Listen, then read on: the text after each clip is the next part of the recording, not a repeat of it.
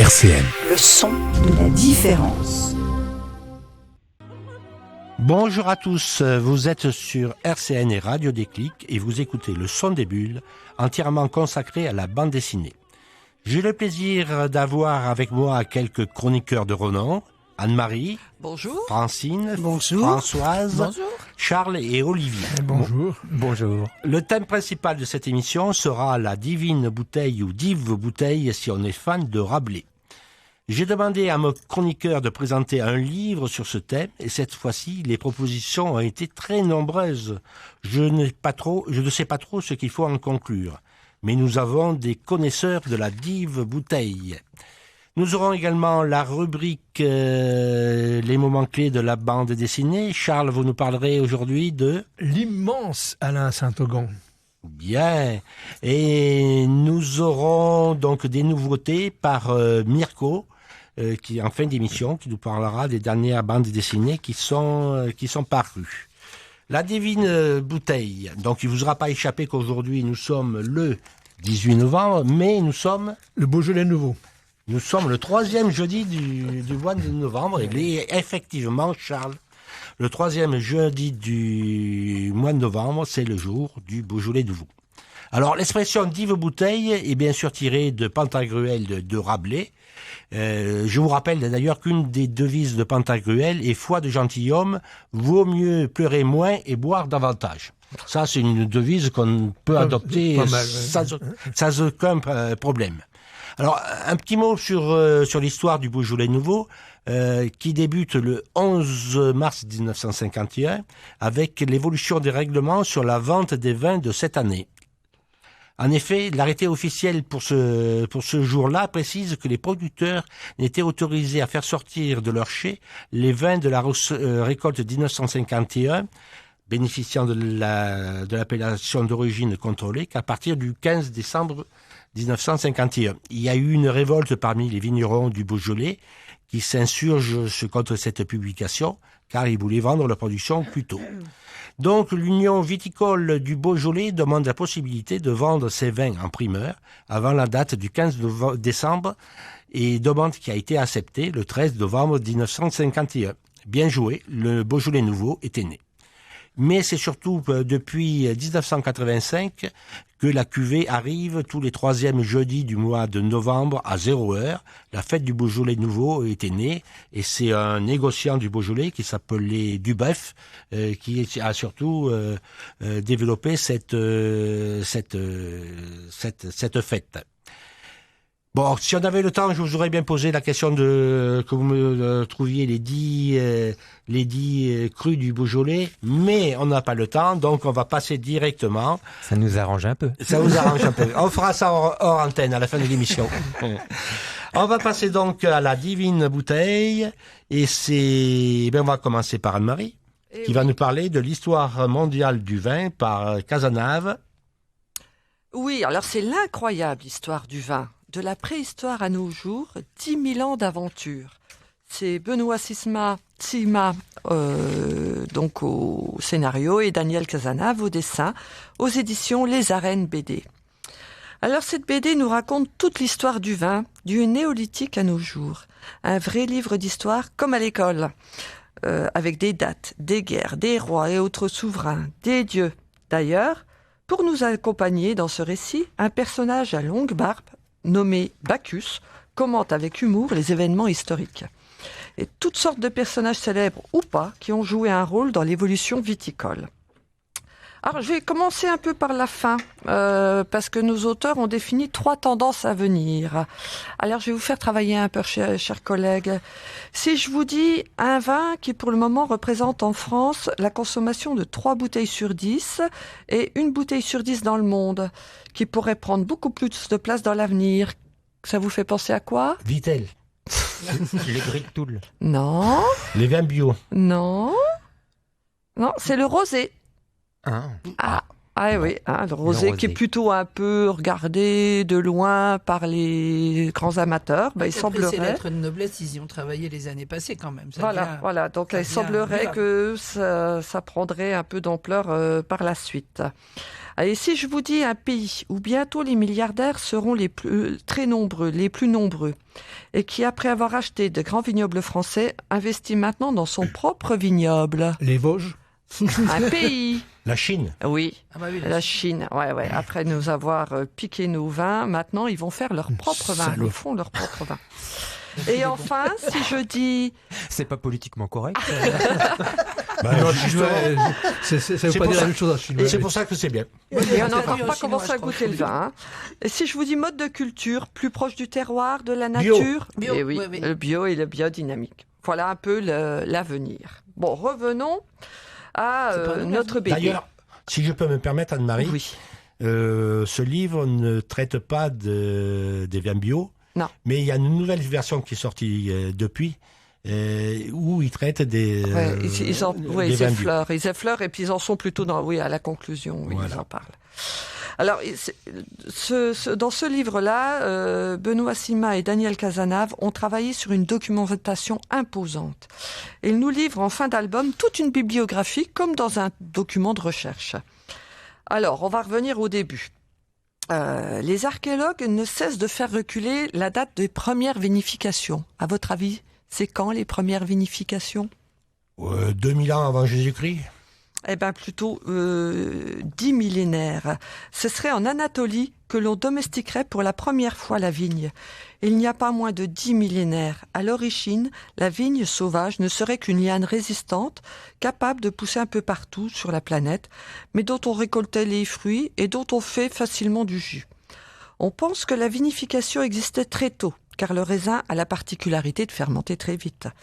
C'est un Américain, oui, Patrick McGovern, archéologue biomoléculaire, Wow. qui a trouvé les plus anciennes traces de vinification dans la région surnommée le Croissant fertile. Donc ça couvre le Moyen-Orient, le Caucase et les rives de la Méditerranée. Alors, pour vous donner un exemple de mythe sur le vin, en Perse antique, on trouve une trace en Perse antique qui met en scène le roi Jamside, père ancestral de tous les Perses qui auraient vécu plus de 300 ans, qui adorait le raisin et le faisait mettre en jarre pour en consommer le plus longtemps possible. Et un beau jour, les raisins ont fermenté. Craignant un risque d'empoisonnement, il fait sceller les jarres en attendant que les médecins l'analysent. Lorsqu'une servante déprimée l'avale pour mettre fin à ses jours. Elle découvre que c'est très bon. Et ce jus fermenté rend plus heureux. Et C'est très bon contre la dépression, c'est Ah, ça. ben voilà, Ouais, voilà. La ouais. première cuite du monde. Voilà, Elle était full, quoi, c'est en un fait. peu ça, ouais. Donc les vignes figurent dans les textes les plus anciens, tels que la Bible, où le prophète Noé est décrit dans la Genèse comme cultivateur de vignes dès sa sortie de l'arche. Ce serait la première chose qu'il aurait replantée. Ah, là, on va se convertir, Charles. hein. Alors, justement, les C'est liens bien avec la les Bible. cérémonies religieuses sont constantes et variables, telles le partage du vin dans les cérémonies chrétiennes, jusqu'à l'interdiction du vin par l'islam. Il y a toute une histoire aussi, c'est pas venu comme Et ça. Les noces de Cana, l'eau transformée en vin, Voilà, c'est voilà, pas rien. voilà. Alors, les premières mentions écrites sur le vin datent de quand, selon vous ? La mention écrite. Alors, de les l'écriture. premières traces du XIIIe siècle avant JC, pas Jean-Claude, l'autre. Alors, un roi d'une ville sumérienne consigne l'édification d'un cellier pour recevoir tout le vin des montagnes qu'on lui envoie. Donc déjà, une trace du vin, une trace écrite. Parce qu'avant, c'était juste des traces sur des jarres, des morceaux de jarres, des choses comme ça. Alors bien sûr, les grandes civilisations ne sont pas en reste. De l'Égypte, où on retrouve des jarres de vin dans les sarcophages des pharaons, les tribus nomades juives issues de Mésopotamie qui migrent vers la Méditerranée, à partir de la moitié du 3e millénaire. Les Romains ont développé la viticulture dans une grande partie de l'Europe, avec leur invasion forcément, et quelques contrées nord-africaines. Les Grecs et 1000 ans plus tôt les Égyptiens ont donné de l'importance à la notion de provenance déjà. Ils inventent des contenants ressemblant aux carafes à décanter et les verres de dégustation, enfin pas tout à fait en verre. Ils dédieront aussi une divinité propre au vin. Qui c'est ? Dionysos. Ouais, bravo. Incollable. D'ailleurs, certains rituels chrétiens reprennent clairement ceux dédiés à Dionysos. Tout se recycle, même dans les religions. Vous découvrirez tout ça. Alors, très tôt, la problématique des cépages s'est posée. car l'expansion de la culture de la vigne, particulièrement pratiquée par les Romains, a pu progresser grâce à une sélection plus appropriée au terroir et au climat. Ah oui, quand ils ont commencé à arriver en Bourgogne, c'était plus compliqué qu'au niveau de la péninsule italienne. Mais pas que. Toutes les étapes importantes sont reprises dans de nombreux écrits, dont ceux de Pline l'Ancien, à qui l'on doit la conduite de la vigne, où il décrit tous les processus d'une bonne culture, de la vendange et de la vinification. Ensuite, il y a tout ce qui a trait au stockage, au transport. Si le vin a été plus ou moins découvert grâce à des stockages ratés de raisins, très vite, l'importance de bien conserver le vin a vécu moult expériences. Et vous verrez, vous découvrirez ça dans la BD. Et il y a eu souvent des résultats décevants. Des amphores de l'Antiquité qui nous permettent de retrouver les traces très anciennes par les marques qui sont marquées dessus. Aux premiers tonneaux, alors là, qui ont bien moins bien résisté au temps, en passant par les outres en peau de bouc et au calice en métal. Il y a eu une trouvaille très intéressante, c'est la bouteille qui résistait à la pression, la bouteille en verre qui résistait à la pression des vins mousseux. Selon vous, quel pays a trouvé Dom Pérignon. Les Français. Eh ben non, c'était les Anglais. C'est un Anglais qui a trouvé. Oh, mais ça compte pas. Ouais. Impossible. Ah bah ouais. Eh ben si, c'est un Anglais qui a trouvé cette bouteille plus épaisse Faut pas que ça se sache. que les autres. Ou boire du thé. Voilà, c'est ça. Et puis alors c'est bien beau d'avoir une bouteille, mais il fallait aussi la fermer. Donc Oui. qu'est-ce qu'on a mis pour fermer? Bouchon. Un Jean-Marie comment? Bouchon. De Liège. 1708. Oui. De Liège, sauf que ça, avant, on avait essayé des chevilles de bois entourées d'étoupes de chanvre ou de lin graissé de suif, des tampons de filasse bien serrés introduits dans le goulot après avoir isolé le vin par une couche d'huile qu'il fallait pomper ou aspirer avant de déguster le vin. C'est dommage qu'on soit à la radio parce qu'elle fait des grimaces. Je faisais des grimaces là. Mais il y aura une Non, on vidéo. est filmé, c'est bon. Et bien d'autres modèles, tous plus improbables les uns que les autres. Donc découvrez ça, ça vaut quand même le détour. Il y a beaucoup d'humour aussi dans cette BD. Et enfin, pour tenir le bouchon de la bouteille, Un peu de ferraille. Et voilà, un peu de ferraille avec le muselet, qui n'était pas en ferraille au début. Vous trouverez tout dans cet album. Un autre élément important, le vieillissement du vin. Alors ça, c'était encore du hasard. On le sait car les Romains dataient leur amphore des noms des consuls.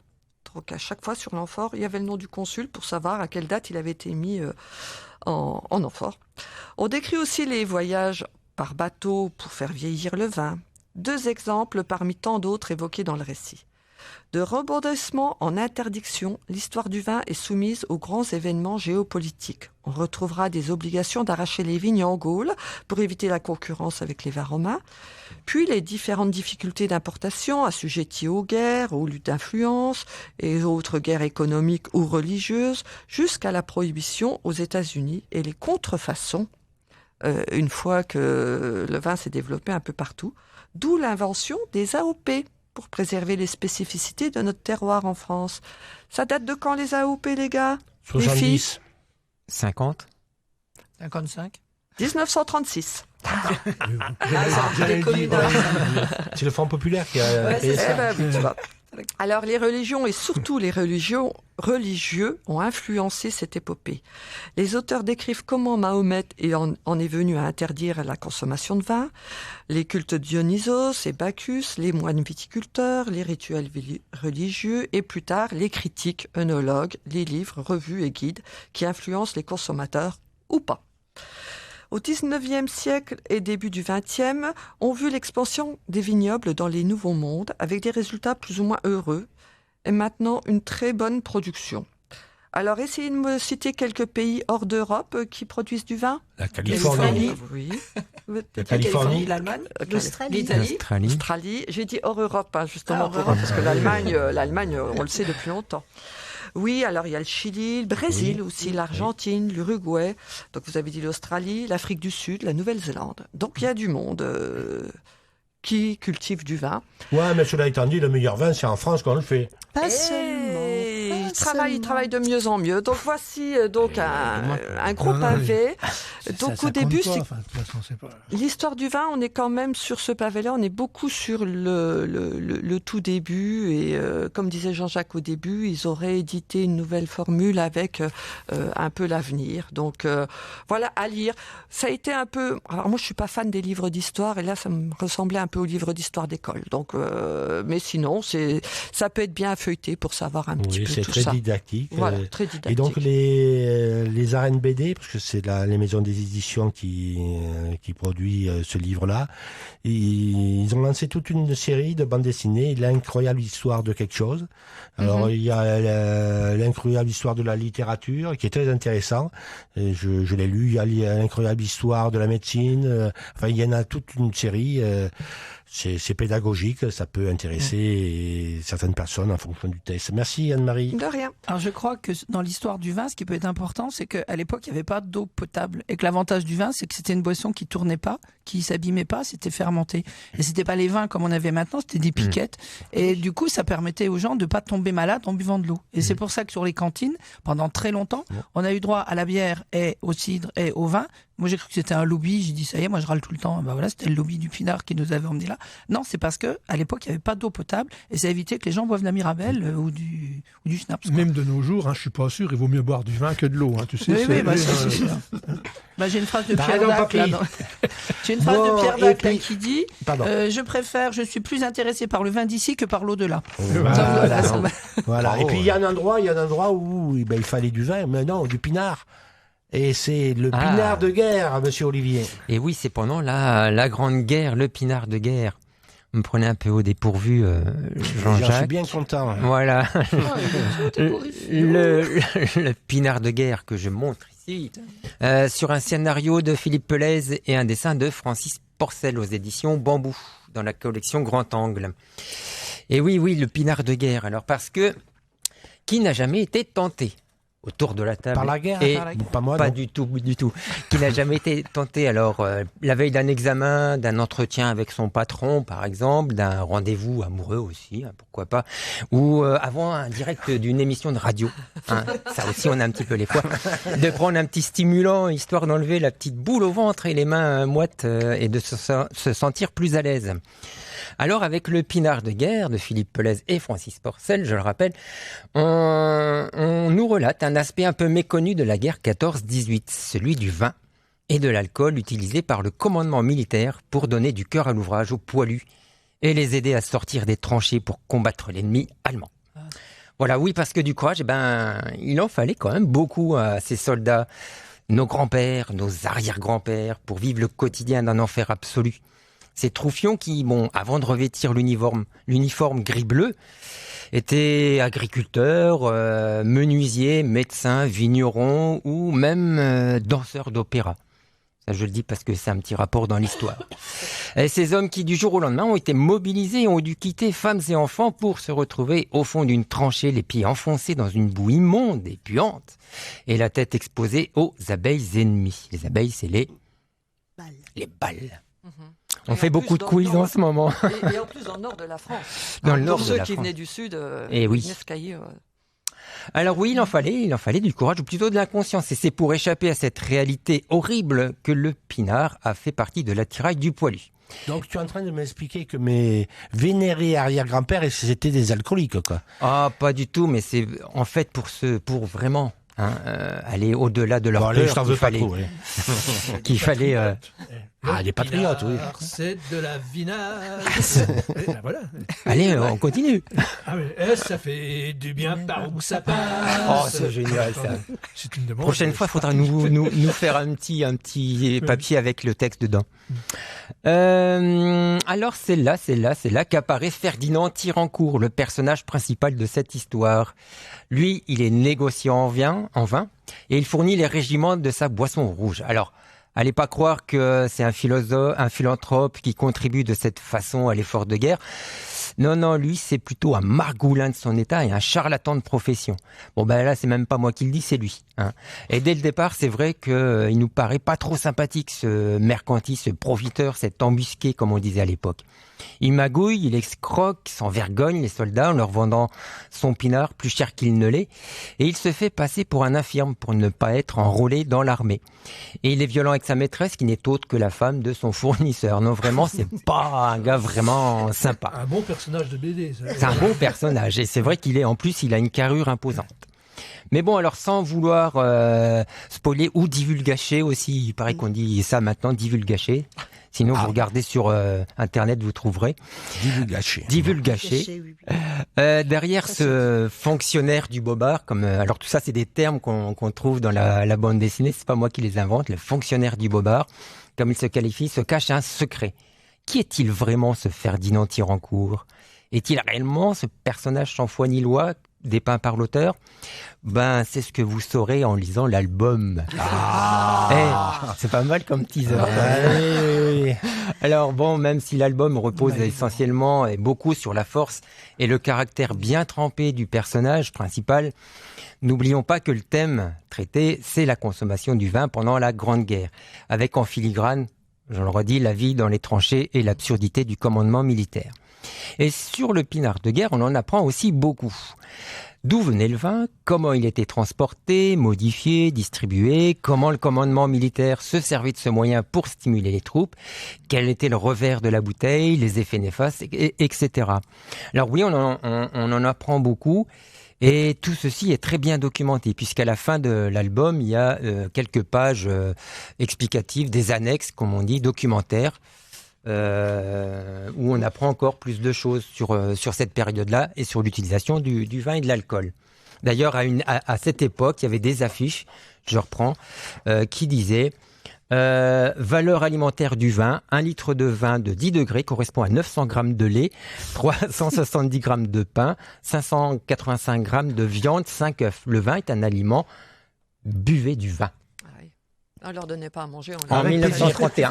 Avec du vin qu'à manger. Ça s'appelle Voilà. manger liquide. Avec beaucoup de modération, n'oublions pas de le dire quand même. Si, Charles. Non, c'est un devoir patriotique. Il faut aider nos amis viticulteurs. Non, Alors, on peut les aider, mais avec modération. Alors voilà, moi j'aime beaucoup, tout ça c'est documenté comme je disais, et j'aime beaucoup moi ce genre d'album qui mêle histoire romancée, parce qu'on est dans une vraie histoire avec une intrigue, et des faits historiques. Le scénario il est fluide à mon avis, il est fort, les personnages sont très attachants ou très détestables. Les dialogues utilisent le vocabulaire de l'époque un peu gouaillard comme ça, le dessin et les couleurs sont très très justes, sans accentuer la noirceur des combats, ni édulcorer l'aspect violent des assauts menés par les poilus. Tout cela, ça facilite notre captation dans l'histoire et notre plongée dans cette époque et aux côtés des soldats. C'est une histoire très prenante et on en ressort aussi plus cultivé. Pas dit plus intelligent, mais plus cultivé. Comme la vigne. Et en ayant soif. Et en ayant soif. Alors, et cultivé, moi j'aime bien être cultivé, parce que surtout quand dans un apéro avec un petit verre de vin, que l'on boit avec beaucoup de modération, je rappelle, on peut étaler un peu sa culture comme ça. Voilà. Philippe Pelez, lui, sur les auteurs, c'est un jeune auteur né en 70 qui est diffusé en BD seulement depuis 2015, mais avec une écriture très prolifique. On lui doit notamment la série des Maudits sois-tu, ou l'album Puisqu'il faut des hommes et l'étonnant. Dans mon village, on mangeait des chats. Oui. Ah bon? Oui, je l'ai lu celle-là. Oui. Mais pas dans votre village? Non. Vous n'avez pas mangé de chat? Non. Et le dessin de Francis Porcel, on l'a souvent vu dans des collaborations avec Zidrou, dans la série des Mentors ou l'album Folie Bergère. Voilà donc le pinard de guerre que je vous conseille et qui sera sans doute suivi prochainement du bagnard de guerre. Voilà, l'histoire ne se termine pas tout comme ça. Il y a une petite suite. Et merci aussi à Philippe Pelez, Francis Porcel, parce que je crois que les poilus avaient droit à cette petite part de l'ange qu'il leur offre. Part de l'ange, vous savez, quand on ouvre la bouteille. Oui, Merci Olivier. Je vous en prie. Et je me tourne vers Francine qui va nous parler de Gouttes de Dieu. Eh oui, qu'est-ce qu'il peut bien y avoir à l'intérieur d'une divine bouteille si ce n'est des gouttes de Dieu ? Alors, Les Gouttes de Dieu, c'est la quête du Saint Graal dans une série manga éponyme, éditée en France par Glénat, et qui comprend 44 volumes. Comme quoi, les mangas, ce n'est pas que pour les enfants. Et d'ailleurs, ça permet aux jeunes, dont je suis, et aux moins jeunes, dont vous êtes, de découvrir le vin d'une autre manière, par l'intermédiaire de l'imaginaire, le rêve, les sensations, tout en faisant preuve d'un savoir encyclopédique sur le monde viticole. Alors tout commence avec la mort de Yutaka Kanzaki, prestigieux œnologue. Logiquement, son fils Shizuku devrait hériter du patrimoine et notamment de sa prestigieuse collection de vins. Oui, mais voilà, tout n'est pas si simple et une surprise de taille l'attend à l'ouverture du testament. Il va découvrir l'existence d'un frère adopté par son père peu de temps avant sa mort et l'héritage reviendra à celui qui résoudra 12 énigmes correspondant aux 12 vins préférés du défunt appelés les 12 apôtres à partir des descriptions, évocations et sensations produites par ces vins lors de leur dégustation. Le regagnant aura alors accès à un 13e et mystérieux vin inconnu de tous appelé Les Gouttes de Dieu. Les Gouttes de Dieu, bien sûr. Or, Shizuku n'a jamais bu de vin et son rival n'est autre qu'Issei Domine, le brillant œnologue qui, malgré son jeune âge, jouit déjà d'une réputation internationale et est surnommé le prince du vin. C'est tout dire. Le match semble perdu d'avance, mais Shizuku a été éduqué enfant de manière à développer ses facultés olfactives et gustatives et possède une sensibilité et une capacité de description extraordinaires. De plus, il va être aidé dans sa quête par Miyabi, une jeune sommelière au savoir encyclopédique. Donc, pour gagner chaque manche, ils doivent présenter leur choix de vin correspondant à la description faite par Yutaka Kanzaki dans le testament, le juge n'étant autre que Robert Doyle, le meilleur ami de Yutaka. Leurs souvenirs d'enfance, évocation d'un premier amour, incarnation de la Sagrada Familia, vin qui est à la fois une éternité et un instant. Voilà quelques-unes des énigmes derrière lesquelles se cache non pas le Beaujolais nouveau, mais les crus les plus prestigieux.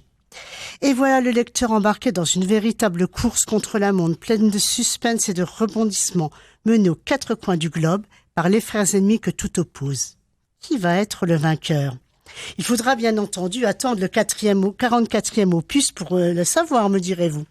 Eh bien non, que nenni, à la fin de la série, nul vainqueur. Et on se retrouve embarqué dans une nouvelle série, Les Gouttes de Dieu Mariage, qui met l'accent, comme son nom l'indique, sur le choix des vins en fonction des mets qu'ils accompagnent.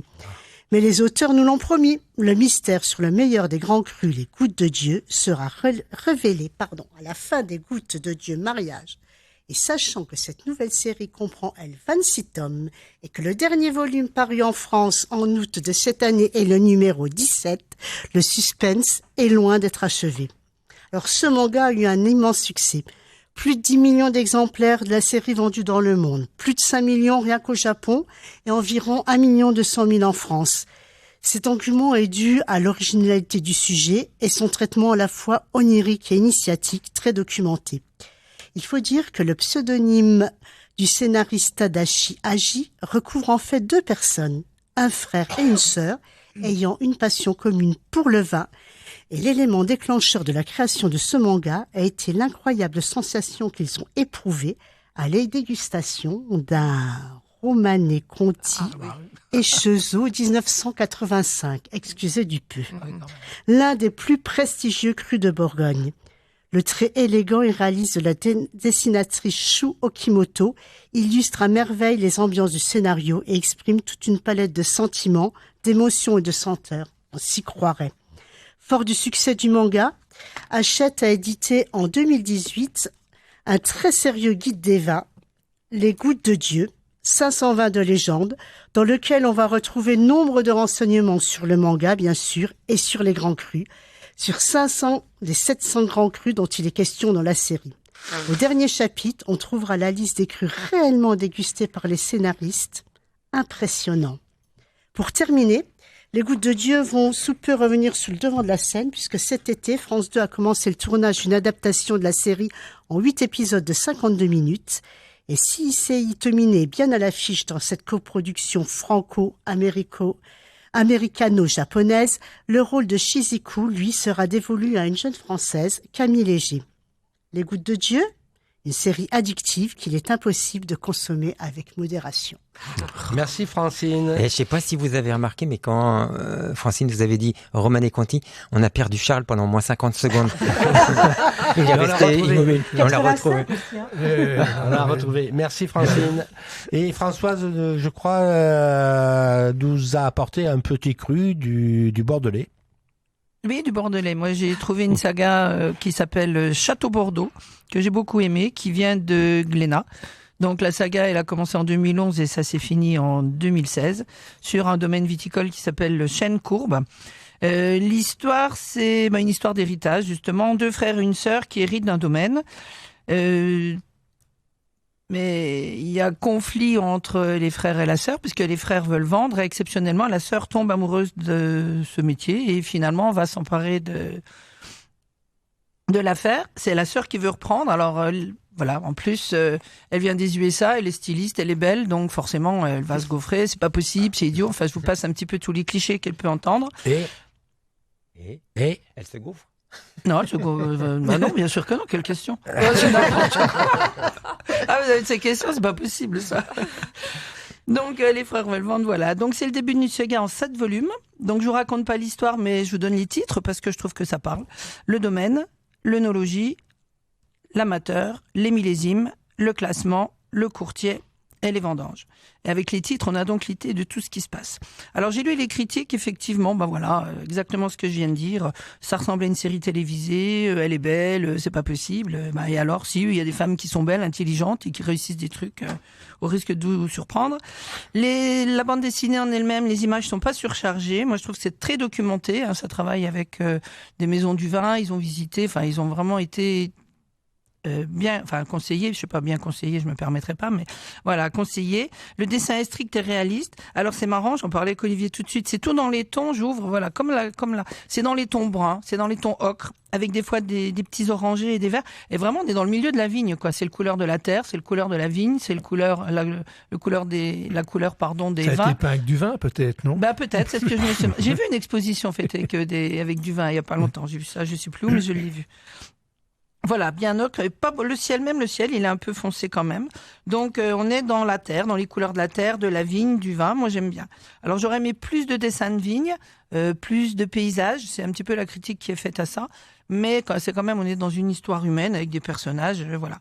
Alors quand on dit saga, c'est les turpitudes, avec tout le côté insoupçonné de ce monde tel que c'est marqué, la montée des femmes justement dans la vigne, dans le monde de la vigne, les enjeux financiers, les passions, l'attachement à la terre, enfin voilà, ça fait je dirais bien un melting pot, ça n'a rien à voir, mais bon, un mélange de tout ce qui se passe maintenant dans le monde des finances. Il y a du vocabulaire, il y a de l'histoire, de la documentation. Moi, j'ai appris le mot, alors je vais essayer de le relire, botrytisé. Je ne sais pas si ça vous parle. Alors, le botrytisme, apparemment, c'est cette espèce de pourriture qu'on trouve sur les feuilles et tout, sauf qu'on l'utilise dans le vignoble pour faire les vins liquoreux. Ah oui. Et voilà. oui. J'ai appris ça. J'ai aussi Je appris connais que le mot allemand, mais en français. ça fait un peu onomatopée, on s'en servira pour une prochaine émission. J'ai aussi appris, alors là, que le phylloxéra, c'était un insecte. Là, je croyais que c'était un champignon. Donc voilà, on apprend vraiment plein de choses. Voilà, j'ai trouvé ça. Alors, le scénario, il est fait par Corbert-Henrique, qui a quand même 400 albums à son actif, qui touche à tous les genres. Enfin voilà, voilà. Il a travaillé pour les dessins avec SP, qui travaillent tous les deux. Et ils ont fait, moi, des documents qui me parlent, des BD qui me parlent. Paroles de Tollard. Ils en ont fait sur la surdité. Ils ont mis Werber en BD, tous les deux. Werber, moi, je suis fan. Ils ont mis des chansons d'Higelin en BD. Ils ont mis Bobby Lapointe quand même en BD. Donc je trouve que c'est pas rien. Alors j'ai trouvé une phrase sortie du livre que j'aime bien. Le vin, c'est avant tout une promesse, la promesse d'un plaisir. Alors je vais faire comme mes compagnons là. Le vin doit être bu avec modération, mais le plaisir ressenti peut être infini. À nous de le conjuguer les deux. Non mais je vois bien, je me dis regard noir là. Alors sinon j'en ai un autre parce que mine de rien je travaille dans un domaine je travaille en psychiatrie, comme ça se saura. On peut pas vanter le vin même si on dit qu'il faut le boire avec modération. J'ai trouvé un livre, c'est une dessinatrice pour enfants qui s'appelle Kamika, qui s'appelle Les enfants trinquent et qui parle de quelque chose dont on parle peu, c'est l'alcoolisme au féminin. Voilà. Donc voilà, j'en dirai pas plus, effectivement. Regardez, l'avantage de ce livre, c'est quand on le lit, on peut se dire, tiens, je suis pas seul. On peut en parler avec les enfants, on peut en parler en famille, parce que c'est quand même aussi, même si le vin c'est bon, il peut soulever des démons et c'est pas toujours facile. Merci Françoise. Charles, tu me promets de ne pas t'énerver? C'est-à-dire? Parce que Anne-Marie a été nous chercher un auteur de Metz. Ça compte pas. Ah, ça. de Mais- Metz. mais- Non, il y a le vin de de Metz. Metz. Mais alors bon, ça c'est un compte. copain à nous, donc on va lui parler. Donc c'est Nicolas Moog qui a sorti un livre il y a quelques années déjà, qui s'appelle June, je crois. June. Alors non seulement j'ai été chercher un auteur de Metz, mais en plus je vais vous casser un peu l'ambiance. Alors voilà, June de Nicolas Moog, édition Six Pieds sous terre. Alors dans cette BD, Nicolas Moog, tout est en noir, blanc, semé de bleu glacial, avec des arbres sombres. Ça pose un décor souvent lugubre sur une histoire sombre et banale. La famille, un couple, 2 enfants, un chien, et l'alcool comme antidépresseur qui déstabilise ce beau tableau trop idéal. De cure de désintoxication en suivi psychiatrique, Otis, le père de June, est submergé par son addiction, ne trouvant pas les ressources pour se battre pour lui et sa famille. June regarde son père tomber. June voit la catastrophe et la prend de plein fouet. Mais June encaisse. Et qui sommes-nous pour juger qui que ce soit? Donc June, c'est la petite fille. Nicolas Moog a écrit cette BD pour montrer le revers de la médaille, au recto, les côtés conviviaux de la consommation d'alcool, un monde utopique où de gros consommateurs s'en sortent facilement sans égratignure, au verso, le mensonge, les secrets honteux, la vie brisée, les odeurs de pisse et de vomi. Ah, c'est horrible. Là, ce qu'évoque Nicolas Moog, c'est quand ces problèmes vous touchent de près. L'acuité avec laquelle on regarde alors la chose prend une toute autre tournure, celle de plaies ouvertes, du mal-être qui introduit l'alcoolisme et du malaise général qu'il provoque. Oui, je casse l'ambiance, mais il ne faut pas oublier les souffrances, ne pas regarder ailleurs, car faire face à une addiction est difficile pour la personne en souffrance, difficile pour son entourage. Le rire ou la moquerie sont souvent une défense face à l'incompréhension, l'impuissance et le fatalisme. C'est un format particulier, 23/33, en bichromie. Nicolas découpe son récit en courts chapitres, laissant voix à tous les protagonistes de l'histoire. La narration est simple et limpide, le dessin sobre et efficace. Les visages sont ronds et les décors à minima pour laisser toute la lumière sur les personnages et leurs émotions. Beaucoup de petites cases pour figurer le crescendo de la descente vertigineuse ou de grandes cases presque vides où son unique personnage pour montrer sa solitude. Alors, je vais vous parler un peu de Nicolas Moog, donc notre voisin de Metz, un garçon fort sympathique, dessinateur, musicien. Il chante, il joue de la guitare, du banjo, de la contrebassine, des percussions, dans des groupes de néo-blues comme The Verdens. Il débute en 99 dans le fanzine Le Martien et participe à quelques revues de bande dessinée, Spirou, Ferraille. Il produit plusieurs albums. Sa première publication s'appelle La Chronique et éditée au Requin-Marteau en 2004. Et la dernière, c'est Underground, rocker maudit et grande prêtresse du son, avec Arnaud Le Goueflec chez Glénat 2021. Ouais, c'est un recueil où il reprend toutes les... Dans la revue dessinée, à chaque fois, Oui. il y a quelques pages sur un auteur particulier. Voilà, ouais. Et donc, c'est la compilation de tout ça. De tout ça, oui, c'est vrai qu'on le retrouve aussi régulièrement dans la revue dessinée où il nous parle de rockers, de musiciens. Mais Nicolas, c'est quelqu'un qui fait des très belles BD. Enfin, moi j'aime bien un style très épuré, mais avec des sujets. Là, c'est un sujet très très fort qui semble-t-il l'ont touché de près. Voilà, donc ok pour le vin, mais avec modération. Mais c'est pas toujours facile de se sortir des addictions. Voilà, Gaëtan Roussel et je me tourne devant Charles. Les moments clés de la bande dessinée, aujourd'hui, c'est Saint-Augan. Ah oui, alors là, j'aimerais bien quand même qu'on écoute la chronique à genoux et d'une manière recueillie parce que Jean-Jacques, Alain, vous pouvez plus vous Marie, relever. Joseph, Paul-Louis Lefebvre, Saint-Augan. Hein. Dis donc. Attention, né le 7 août 1895 à Colombes, décédé le 21 juin 1974 à Paris. Bon, il est d'une famille aisée. Enfant, il rejoint son père qui est nommé rédacteur en chef de l'étendard égyptien au Caire. Dès lors, le jeune Alain va développer une véritable passion pour le monde de la presse. Il crée, à l'âge de 12 ans, une revue bimensuelle, le Journal des Deux Mondes, une revue qui compte plus de 2000 abonnés, dont le président Fallière et l'actrice Sarah Bernard. Parallèlement, le jeune Alain Saint-Augan se découvre un talent d'illustrateur. Son premier dessin apparaît en 1913 dans le quotidien Le Matin. Mobilisé en 1916, le pinard, c'est de la vinasse. Bon, voilà. Il doit interrompre ses études à l'École nationale des arts décoratifs et pendant le conflit se fera connaître en publiant des dessins dans des revues satiriques anti-Bosch. C'est la guerre. Hein. Bon. Alors, au lendemain de la guerre, Alain Saint-Augan est déjà un dessinateur humoristique reconnu qui publie dans de nombreuses revues de l'époque. Alors, il va faire ses premiers pas dans la BD, dans l'hebdomadaire Le Dimanche Illustré et le quotidien L'Intransigeant. Alain Saint-Augan est reconnu comme le premier auteur français utilisant le processus de la BD américaine, dont j'ai déjà évoqué, c'est-à-dire une forme de présentation des images qu'on appelle la séquentialité, des images qui suivent, et l'usage des phylactères. Les BD qu'il publie à partir de 1920 sont quasiment toutes destinées à la jeunesse, c'est-à-dire un dessin immédiatement compréhensible, réaliste et épuré, des détails inutiles. Il est à ce titre considéré comme le père de la ligne claire. Hergé, d'ailleurs, reconnaîtra qu'il doit beaucoup à Alain Saint-Augan pour la création de Tintin. Il est d'ailleurs venu lui demander conseil en 1931, alors qu'il était un tout jeune débutant dans la BD. Alors, la plus célèbre des BD produites par Alain Saint-Augan, c'est incontestablement Zig et Puce. Zig, c'est un grand meg, Puce, un petit gros.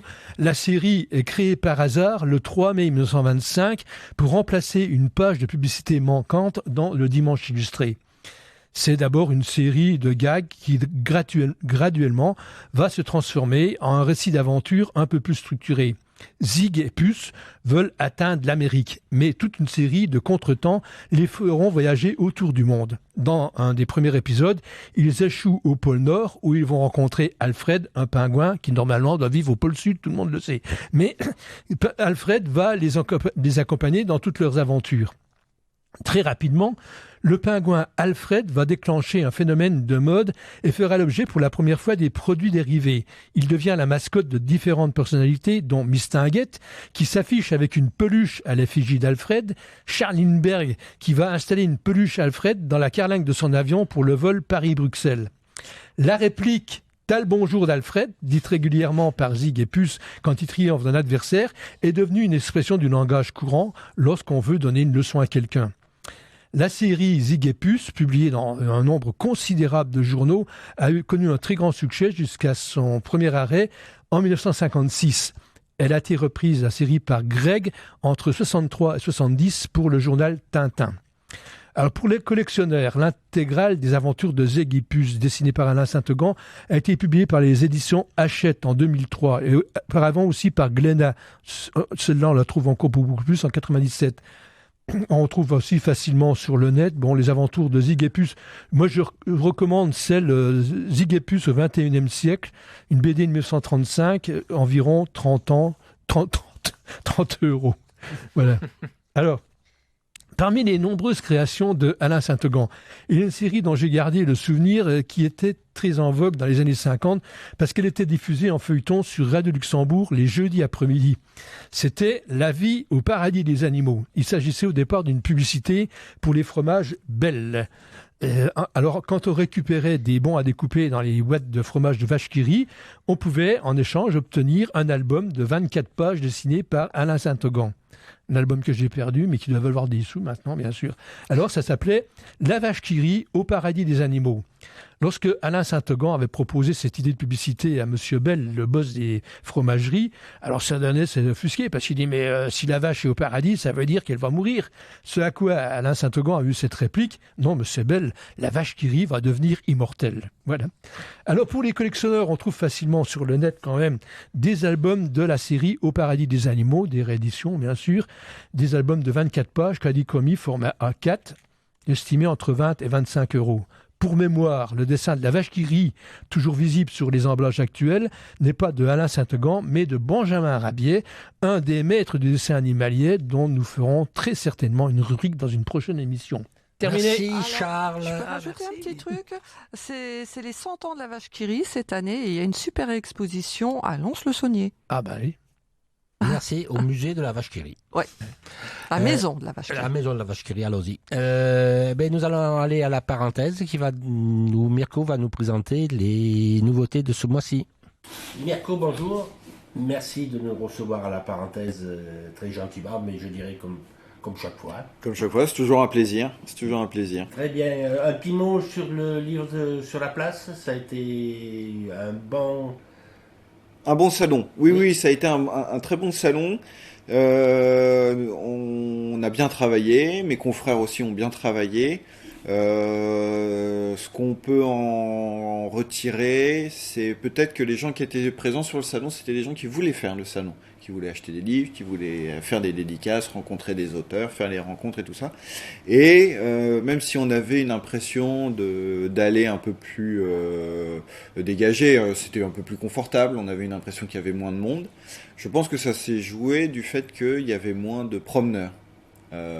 Les personnes parce qu'il y a toujours un peu de people au livre sur la place, des auteurs médiatiques et tout ça. C'est dimanche, on ne sait pas quoi faire, il y a plein de vedettes au livre sur la place, on y va. Donc ça, il n'y avait pas, je pense qu'il n'y avait pas toute une partie des promeneurs qui n'étaient pas là pour acheter des livres, mais pour voir à quoi ils ressemblent dans la vraie vie, les auteurs dont on parle dans les médias. Donc je pense que ça fait qu'il y a eu... sans le maquillage, ils sont moins bien. Je suis pas sûr qu'ils viennent tous sans maquillage. Même non, mais vous voyez, moi je me souviens de quand il y a eu Michel Drucker, une espèce de petite émeute pour voir quelle tête il a, Michel Drucker en vrai. Donc je pense que c'est tout à fait normal. Moi aussi je suis curieux de voir. Mais ça fait qu'il y a une partie des gens qui traditionnellement se promènent n'étaient pas là parce que il y avait le pass sanitaire, ça pouvait être encore tendu, on peut encore craindre d'attraper le Covid, ça repart un peu d'ailleurs, donc faut continuer à faire très attention. Mais au final, les libraires ont bien travaillé, les auteurs ont bien vendu, c'est mieux pour la chaîne du livre. Tant mieux. C'est de bon augure pour l'année prochaine. Très bien. 3 nouveautés ce mois-ci. Oui, 3 nouveautés. Évidemment, là, on rentre dans les gros mois pour la bande dessinée. Astérix est arrivé. Oui. C'est le début de la guerre en termes de place pour nous libraires, savoir qui je retire, qui je veux mettre en avant. Donc c'est sûr que sur cette fin d'année, il y a un Astérix, il y a eu un nouveau Mortel Adèle qui de plus en plus est un titre qui compte. Moi, je l'analyse comme le nouveau Titeuf, le nouveau phénomène générationnel Mortel Adèle. Oui, on en a parlé à la dernière émission du Son des Bulles. Et donc j'ai été à la médiathèque pour les emprunter, pour qu'on puisse les lire. Mais ils étaient dévalisés. Ouais. Dévalisés. Ouais. C'est quelque chose qui a pris dans les cours de récré. Ça s'est offert. Ça c'est un vrai succès de lecteur. En littérature, on en parle souvent du bouche à oreille. Ça marche aussi pour la bande dessinée, et ça marche aussi pour la jeunesse. Les jeunes continuent quand même à lire, c'est très important, il faut continuer à appuyer. Et donc voilà, quand il y a un Mortel Adèle en fin d'année, en plus là c'est un ouvrage, c'est un livre musical avec des chansons par Guillaume Aldebert, qui est un peu une vedette de la chanson enfant, et c'est quelqu'un d'important. Il y a un chouette casting. Donc ça va être un des cadeaux de Noël aussi. Appelle-moi à partir de quel âge ça ? À partir de 8 ans, 7 ans, 8 ans, il faut savoir lire. C'est bien écrit, malgré ce qu'on peut penser. C'est bien écrit. Il a 6 ans, c'est un peu jeune encore. Ouais, c'est encore un peu jeune. Il attendra un peu. Voilà. Il y en aura d'autres. Voilà. Qu'est-ce qu'on attend encore pour la fin de l'année ? Évidemment, notre duo de Black et Mortimer qui va arriver. Notre milliardaire, Largo Winch, va arriver. Riyad Satouf. On en reparlera, mais Riyad Satouf sort un livre, il a fondé sa maison d'édition, un peu sur le même modèle que l'Arabe du futur, mais là il va parler du cinéma et du cinéma français, puisque donc Riyad a été réalisateur, Son premier film, Les Beaux Gosses, a été un succès et il a découvert un jeune acteur et il va parler de la vie de ce jeune acteur depuis ses débuts quand il l'a repéré ado. Il a continué à faire carrière, donc voilà. Donc ça, ouais, il y a plein de belles choses. Moi, j'ai pris Le Droit du Sol de Davodo. Le Droit du Sol de Davodo. Enfin voilà, c'est. Qui part d'où part son périple. Depuis chez toi. Voilà. Depuis la vallée du Célé dans le Lot, juste... le plus beau département du monde. Ouais, voilà. Bon, je suis pas tout à fait d'accord. Je dirais que c'est la Normandie, mais chacun son église. Donc moi, pour cette première salve automnale, je retiens 3 titres.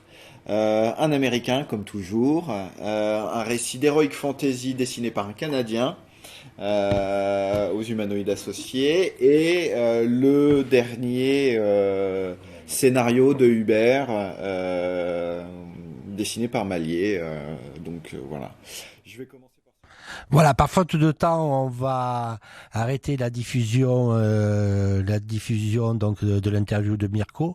Mais la description de ces 3 livres, on vous la mettra sur la page Facebook d'ici quelques jours. Nous voilà arrivés donc au terme de cette émission. Merci à tous les chroniqueurs. Merci à Jean-Luc qui était à la technique. Merci à RCN et à Radio Déclic qui diffusent notre émission. La prochaine émission sera diffusée le 2 décembre de 18h à 19h. Le thème principal sera l'écologie et vous y retrouverez également les rubriques habituelles. On vous souhaite une bonne soirée et à bientôt. À bientôt. Au revoir. À bientôt. Au revoir.